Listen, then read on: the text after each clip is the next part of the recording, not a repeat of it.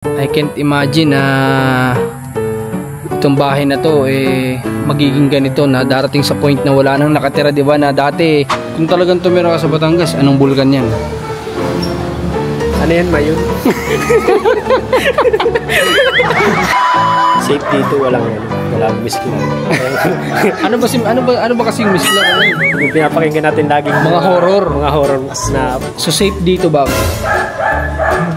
Ha? Pagdating namin, hindi ko rin naman na-expect na may dumating, guys. May dumating dito sa bahay. Grabing pawis, oh. Nasa baba pa rin si JM tsaka si Rans. Pinagpapatuloy nila yung pag-washing. So, inabot na kami ng gabi, madilim na. Pero okay lang. Ang mahalaga naman may natatapos na gawain, di ba? Lakas! Wow! Captain Barbell!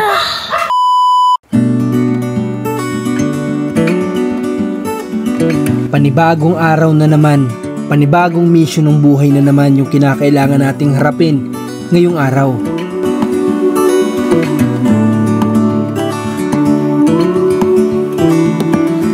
Alam nyo, sa totoo lang, hindi ko alam kapag may araw na hindi kami lumalabas o nagmi-mission. Alam nyo yung pakiramdam na para kang magkakasakit, kaya talagang hindi na mawawala sa katawan namin yung ganitong gawain. Hello everyone, welcome back dito sa channel ni Commander. Ngayong araw ay kasalukuyang alas 3 na ng hapon. So wala pa kaming tanghalian, galing kami sa mission. Medyo marami-rami din kasi yung naging lakad namin ngayong araw. Siyempre kasama ko ang team. Andito si JM, dito din si Rans. So ito pa lang yung tanghalian namin, alas 3 ng hapon. Mabuti na lang din kaninang umaga kumain kami ng sinangag. Nagsangag si JM, tama? Sinangag, ang ulam namin is egg at saka hotdog. Yun yung naging almusal namin, kaya medyo heavy naman yung almusal. Pero sa oras na to na alas 3, medyo gutom na din talaga kami, guys. Medyo nakakaramdam na kami ng gutom. Kaya nandito kami sa kainan na namin ni Mac nung last time. Gusto ko matikman din nila dito kasi yung goto. Tapos nung last time kasi kumain kami dito ni Mac ng hindi ko alam, beef steak yata or something. Basta beef yun. Pero ngayon tatry muna namin is yung goto muna. Tapos after neto, di ko lang kung saan pa kami dadalhin ni Ibana. Bahala na si Ibana sa amin. Mamaya kakain muna kami and then sibat naman tayo ulit. Alam ko, masasabi ng iba na hindi maganda yung nagpapalipas ka ng gutom. Hindi ko alam, pero siguro talagang nakasanayan lang namin na kapag kakain kami, sisiguraduhin namin na may mga magagandang bagay na muna kaming nagawa bago namin isusubo ng masarap yung pagkain na hihahain sa aming hapagkainan.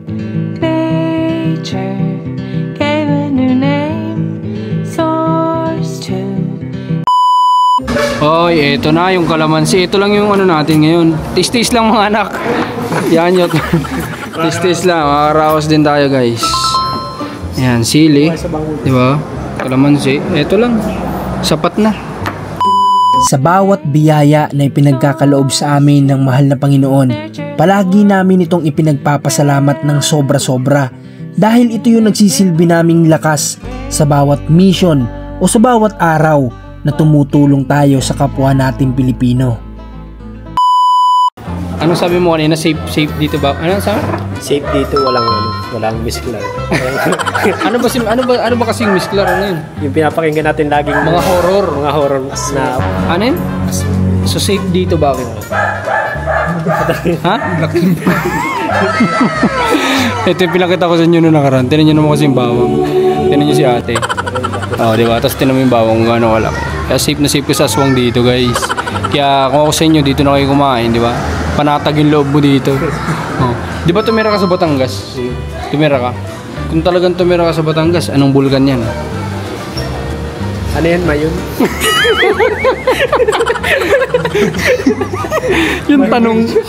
yung tanong ko sa Batangas, pumunta ka ng Bicol. Mayon yun, Mayon. Mayon? Grabe, ikaw, Jay, may idea kung ano yan? Talpo. Yun, ito, taga Isabela, alam niya, ito, Mayon. Mayon yun. Layo nang narating mo. Ito pa, isa pa ako sa yung tanong. Kung sakaling nakakalakasan talaga ng ulan, sa tingin mo may pakinabang yan? Meron naman siguro. Para saan? Sa manok? Yung nakapatong ng baga sa ulo. May parang naganda sa Grabe yung pa. Grabe yung pa, guys. Oh, tama naman yan. Mga sisiw, ganyan, mga manok. Diba? Makakatulong din. Magandang tingnan mo. Pero ang ganda, no? Design din, pang design din. Ayun talaga, kung ate ka sa kape, tapos ganun yung tasa mo, yung nasa unahan na yun. Ayan. Wala na. Paltipid ka talaga dyan. Ganun kalaking tasa ng gabi. Paltipid, abutin mo talaga Sabi dyan. nga wala kang tulog. Alam mo yun, yung mga tipong kailangan mo talagang bantayan yung sarili mo. Di ba? Ano yan yung pag gusto mo magbantay ng mundo, yan ang gamitin mo. Yan ang kapihan mo. Alam mo, masasuggest ko yung ganyang kalaking tasa ng kape, yung talagang ano, yung walang uwian na trabaho. Alam mo? Tagapagbantay ka na ng mundo. Tagapagbantay ka ng ano? Ng mundo. Meron bang ganun, tagapagbantay ka ng mundo, tapos ganyan kalaking tasa mo? Sa bagay, kung ganyan talaga kalaking tasa mo, tapos tagapagbantay ka ng mundo, gising ka niyan. The whole year, gising ka niyan. Bawal ang gising. Bawal. Wait namin yung food. Sige, dito hindi ko sigurado, pero parang mga 15 to 20 minutes dito yung pagkain siniserve. Ay hindi, parang nagkakama, hindi, kala ko sa atin, iba pala. Pero yung place dito, yung ano, maganda na. Maano siya. Presko, kasi mapuno. Ayan, ang daming puno. Tapos open air siya. Basta ano dito, ma-relax ka dito pag kumain ka dito. Madadaanan mo to kapag papunta ka ng Batangas City, papunta ka Rosario, galing ng San Juan, dadaanan mo to. Basta makita nyo yung tasang malaki na yung sa harap, dito na yun. Diba? Dayuhin nyo na dito, makikita nyo dito yung bawang na malaki sa loob. Hindi na talaga binunta lang dito yung bawang. Yung bawang. Kasi, ano yan eh, unique. Balita sa Goto, boss. Balita. Quality boost. Quality? Ayos no. Kumusta GM ang Goto? Oh, masarap ano? Ito mas masarap. Kape sa tag-init. Di ba? Yung manghang nagoto, tapos kape pa. Kapag mainit. Wala. Si Commander talaga sisisihin ko dito guys. Siya may kasalanan. Si Commander yung may kasalanan kung bakit ako napahilig sa kape. Diba dati, hindi naman talaga umiinom nito guys. Ewan ko ngayon, tinan nyo, ang init-init ng panahon. Pero ito yung hinahanap ng ano ko. Yung gini-grave. Grave ang tawag din. Ha? Grave. Grabe. Guys, andito na kami sa Kaliya. O nga pala, bumili kami ng rambutan para pasalubong. Merinda. Ito, napagkainan na namin to. Bumili kami 1 kilo, kinain namin habang nasa biyahe. Pero dito na kami ngayon. Tapos baba na kami, and then pahinga konti, maglinis tayo ng sasakyan. Tapos kasi wala naman na kami problemahin. Si JM tinira na yung editing kaninang umaga eh. Kaya i-upload na lang namin yun mamaya. Then pwede kami maglinis ng sasakyan ngayon pagkatapos magpahinga konti. Tara. So yan guys, medyo madilim pero kakatapos na lang mag-wash ng sasakyan. So si Commander dito sa loob makahiga. Ba't kasing hirap nito? Katataas ko pa lang. Ay, katataas pa lang ko lang. Natulog ko sa iyo. Yeah, Commander, may tatanong ko sa'yo. Yeah. Ano yun? Ayan, kasama ko si Commander. Grabing pawis oh. Nasa baba pa rin si GM tsaka si Rans. Pinagpapatuloy nila yung pag-washing. So, inabot na kami ng gabi, madilim na. Pero okay lang. Ang mahalaga naman eh, may natatapos na gawain, di ba? So, Commander, meron lang ako sa yung gustong itanong. Marami kasi nagtatanong sa akin, Sir Marco, sabihin niyo po sa amin kung ano yung eksaktong date ng pagpunta niyo dito para naman po alam namin. Ano yung masahe mo sa akin? Meron ba tayong eksaktong araw na pagpunta ng Hong Kong? Meron, pero as of now, wala pang passport yung isa, si MJ. Dalawa? Si Rans? Ay, si Rans at si MJ. Wala pa silang passport. Si MJ totally, nakapag-apply na, problema. Hindi pa dumadating. Si Rans naman, for schedule pa lang. So, dalawa pa yung wala. Pero, ibig sabihin, sa madaling salita, wala pa tayong tentative date talaga. Meron na sana. O kasi yun talaga dapat yung plano natin, di ba? Pero kung magkakaproblema doon, pwedeng ma-adjust, mabago. Oo. Okay, so sa mga nagtatanong guys, wala pa kaming eksaktong araw papunta talaga sa Hong Kong. Pero gusto ko sana yun sa taon sa anniversary namin. Kasi, pero kung wala talaga, walang choice, ma-extend yun ng ilang araw, di ba? Okay. So, ngayon naman, ano daw ba yung talagang pinakang plano natin pagpunta natin ng Hong Kong? Ano daw yung plano ng team? Ano daw ba yung plano natin? Okay, pag-meet up sa mga viewers, yung mga Tapos, solid viewers natin. At ipasyal yung mga bata at yun naman yung ano natin. Pangalawa sa purpose. Oo. Yun. Tapos, syempre, at para maranasan nila kung ano yung naranasan natin nung first anniversary natin. Tsaka yung team, kumbaga, mabigyan din naman ng konting, alam mo yun, parang refreshing na lang din. Para, kasi diba, puro trabaho, puro mission, diba? Halos parang nakapako na sa mission. So, bigyan naman natin ng parang magre-refresh lang ulit sa utak ng bawat isa na, pag bumalik sa mission, parang bagong na ulit yun eh. Bagong ikaw na ulit eh. Parang ganun. Basta parang something hindi ko na may paliwanag. Parang na-refresh na yung utak mo na hindi laging nasa stress sa mission. Ganyan. Ano pa? Wala nang iba. Yun. So, excited akong yun nga, yung ma-meet natin yung mga viewers natin na solid na taga, nasa Hong Kong ngayon, OFW.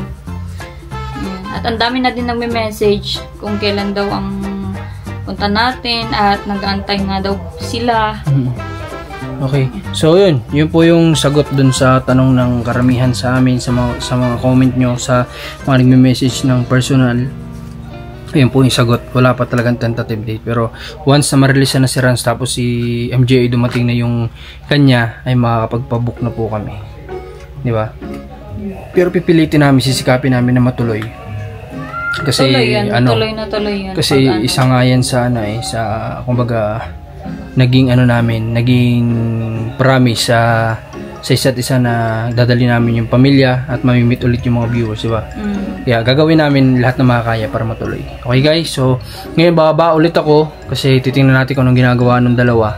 Baka nilagyan na ng putik ulit yung sasakyan. Kasi baka trip nila pagkalinis putikan ulit tas linisan ulit, di ba? Sobrang sipag. Okay, baba tayo, tingnan natin. Okay, thank you. Baba mo na ako. Tara. Uy, dilim dito ah. Yun. Grabe. Guys, hindi lang makita yung damit ko pero itim kasi. Pero as in basang-basa talaga ng pawis. Tingin ko na apekto na siya. Hindi lang natin napapansin. Pero check natin sila. Ayan oh, naglilinis pa guys oh. Diba? Sabi sa inyo eh. Wait lang. Hindi ko makuha chinilas ko eh. Ayan oh. Tungtungan na lang naman ang nililinisan. Diba? Eto, tapos na namin si Agustus. Naglaro pa kasi kami kanina ng basketball. And then, after nitong tungtungan, dapat susunod namin si Ibana nandun. Pero, kita nyo naman, gabi na. Kapos na sa oras, kasi sabi ko siguro bukas na lang. Pati si Marcos, katulong namin. Nanggugulo lang.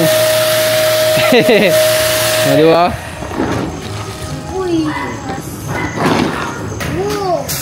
Ang sarap guys kapag alam mo yun, pagdating namin kahit pagod sa mission, laro konti, basketball, tapos ayun, pagkatapos ng basketball, linis naman ang sasakyan. Kumbaga, ang dami naming nagagawa sa gada araw.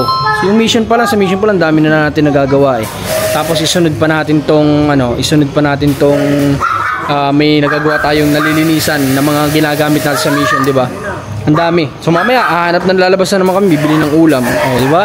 Marami tayong nagagawa sa araw-araw, kaya hindi nasasayang yung araw natin. Na, alam mo yun, na nakaupo lang tayo, nakahiga lang tayo. Marami kami nagagawa, guys. Oh, basa na si Kuya GMO. Tama na. Ano, kaya pa? Kaya? May nagpapalinis sa atin eh. Ha? Kaya? Nakita daw kasi tayo naglilinis dito kanina, kaya kung tatanggap daw tayo. Kaya naman overtime. Di ba? Kaya, ha? Paliwanag naman. Kaso nga lang daw yung lilinis ang bako. Ayun lang. Barko Barko dadalhin ito. Yung lilinis ang bako. Ay, grabing hirap ng punong-puno ng putik yun. Kahit i-overtime mo magdamag yun, ang hirap linisan nun. Oh. Meron akong ganito. Wow. Spinner. Oh, hindi mo naman alam kung para saan yan. Para to sa stress. Oh, ayan guys, oh. Umorder kami para iwas stress. Pero lalo na stress. Tingnan natin dito. Ito si si Monster. Andi dito siya guys, nakatambak siya dito. Ito pinagawa namin ito nung nakaraan, medyo malaki na gastos kasi nga overall pinagawa ko para nang sa ganun. Kumbaga kaya pinagawa ko siya overall para nang sa ganun. Kumbaga pag ginamit kumbaga parang na-refresh lahat ng may sira sa kanya. Pero yun nga lang, hindi ko alam kung paano nangyari na yung exhaust niya, hindi ko alam kung may tumira dito, mahirap naman magbintang.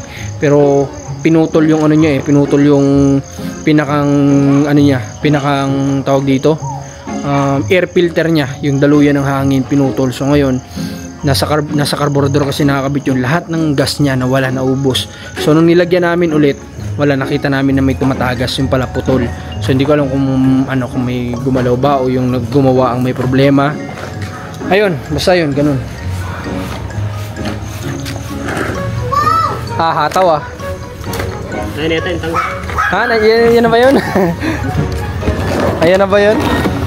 Grabe, hataw guys, oh. Hataw sa paggagawa, sa paglilinis. Ganyan talaga. Pagkatapos gamitin ng isang bagay, dapat nililinisan din, di ba? Inaalagaan. Kasi kung alagaan mo yung sasakyan, naalagaan ka rin sa kalsada. Ganun lang naman yun. Hello guys, ito another day na naman to.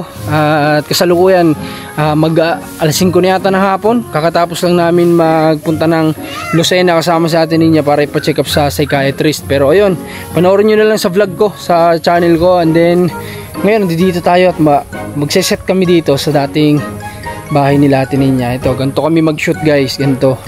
Mag-set up kapag nag-vlog kami. Kagaya ngayon, may dala akong upuan dito. Ito yung camping chair.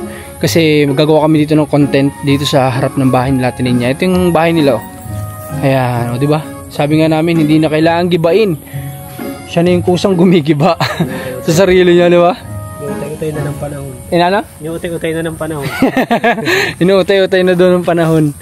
Diba? So, eto, nakapasok na si JM dyan. Kasi si JM, nakatatlong vlog yan dito kay tatay, dati. Kay tatay.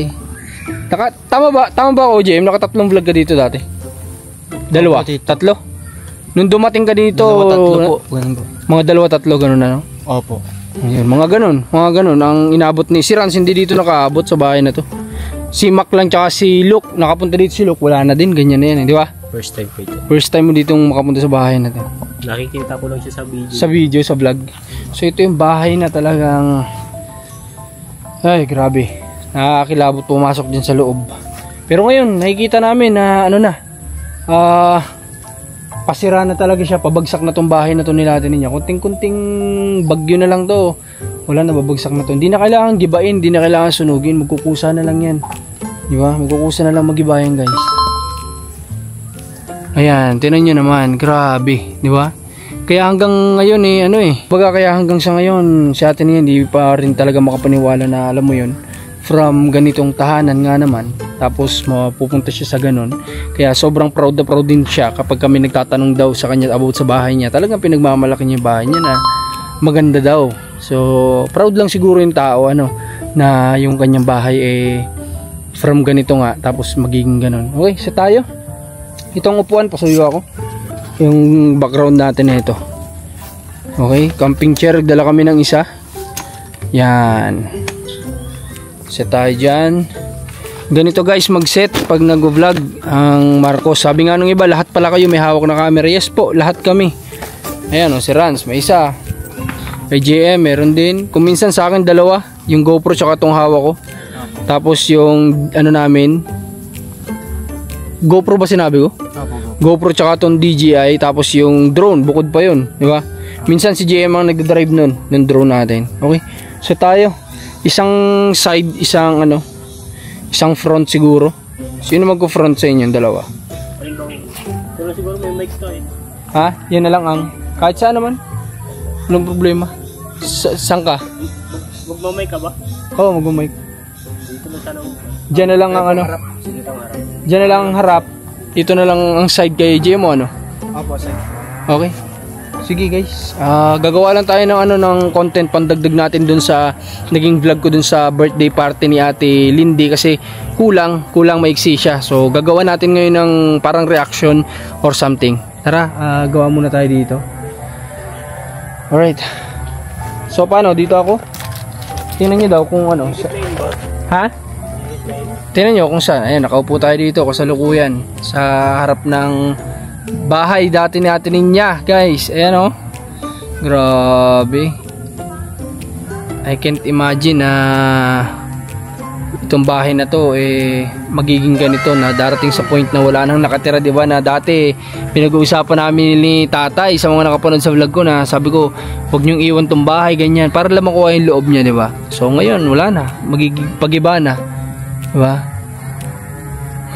Gandang hapon po. Yung mga ano tayo dito. Hello po. Ano, okay na? Set na ba dyan? Parang magkapantay lang kayong dalawa. Dapat yung isa nasa side. Walang pagbabago yan kapag in-edit natin yan. Ano, kaya? Okay na? Ano bang ano? Yung... Kita dapat. Ano? Ikaw na lang, James, sa Zoom. Siya sa kita yung background. Ayan, ganyan kami guys mag-set. Meron dapat isang, para may pagkakaiba kapag ka-in-edit. Itong, ano ba, yung kay Rans, kita yung background. Yung kay GM naman, dapat medyo zoom sa mukha ko, ganun. Para may pagkakaiba siya kapag ka-in-edit natin. Ay, ni GM pala. Yung transition niya. Ano, game na?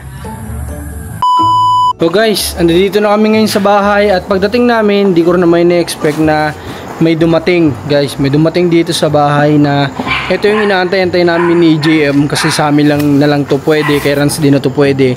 So ngayon dumating na, guys. Yung inaantay namin ay ito no.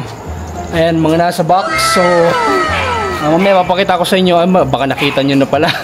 Mamaya papakita ko sa inyo kung ano yung laman nito.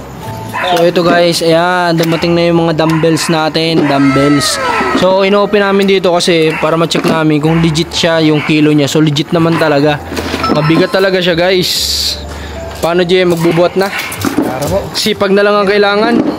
Nandiyan na yung bubuhatin, yung sipag na lang yung kailangan. O, di ba? So ayan, ito yung mga box niya. So salute ako sa nag-deliver na ito na rider kasi sobrang bigat niya talaga, guys. Bawat isa yan ay 34 kilos. 34 kilos, so ano yan, 68 kilos lahat yan. Diba? Sobrang bigat, pero ang gusto ko lang dito, guys, kasi kaya ito yung binili ko. Hindi na siya makalat gamitin, ikutin mo lang siya kung anong bigat yung gusto mo, ganyan. Tapos pwede mo nang kaganyan, lagay natin sa pinakamababa 3.5. Ayan lang yun. Diba? Hindi siya makalat. Tapos balik mo, dagdagan mo kung gusto mo, gawin mo G's, nadagdagan na siya. Diba? Mabigan po ito. Grabe. Ito. Solid. Kasi nandun meron na... Uy! May bagong kulungan pala yung aso. Wow! Ganda naman ng kulay. Ayan, dadalawa na lang yung aso namin, guys. Kasi yung isa, si Molly, nasagasaan siya dito nung nakaraan. Ito na lang, yung anak niya, nag-iwan naman siya ng anak. And then yung kanyang asawa na si Polly. Ayan, nandiyan dyan. And then nandito yung gamit namin pag-exercise. Ito yung ano natin, treadmill. Tapos nandiyan yung higaan natin para dito sa exercise natin, guys. Kasi alam nyo, nakakapanghinayang lang din kasi yung mga gamit na binili ko, na pinrovide ko sa Bicol, tapos hindi nagagamit. Then gusto ko naman maging healthy ulit tayo. Kumbaga, magkaroon ulit tayo ng maging fit ulit, yung physically fit ulit tayo. Kagaya nung nasa Bicol tayo ay talagang nag-diet, then nagbubuhat tayo. Gusto ko naman may balik yon. Before tayo mag Hong Kong, dapat ay physically fit na rin tayo. Para nang sa ganun, yung mga lakaran doon is yung magiging gala natin na puro lakad is ano tayo, hindi tayo madali mapagod, talagang alam mo yun, flexible tayo sa mga pwede nating magawa dyan. Kaya yun, kaya rin ako kumuha talaga nito. Marcus, kaya mo yan, Marcus? Ha? Kaya mo buhatin yan? Ha? Try mo nga, buhatin mo nga. O, di ba mabigat? Gusto ko yung maliit. Yung maliit lang meron dun sa loob, ah. Yung kay mami? Gusto mo yun? O yun, buhatin mo yun, kaya mo yun. Kaya ko yun. Kaya mo yun, di ba? Yung malalaki yan, di po. Opo. Okay, sige. Yun na lang nga sa'yo. O yan, di ba? May maliit. Wow! Lakas! Wow!